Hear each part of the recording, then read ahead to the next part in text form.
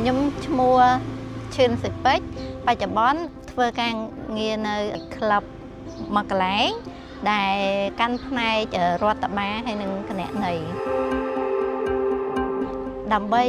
ឲ្យខ្លួនឯងខ្លាយទៅជាដឹកនាំសម្រាប់ខ្ញុំផ្ទាល់ខ្ញុំចង់បានតាក់ទងជាមួយនឹងវគ្គបណ្ដុះបណ្ដាលដូចជាច្បាប់លើកកម្ពស់តាក់ទងជាមួយនឹងសិទ្ធិជនមានពិការភាពក៏ដូចជាតាក់ទងជាមួយនឹងយុទ្ធសាស្ត្រផ្សេងៗពាក់ព័ន្ធជាមួយនឹងការកសាងបរិយាបន្ន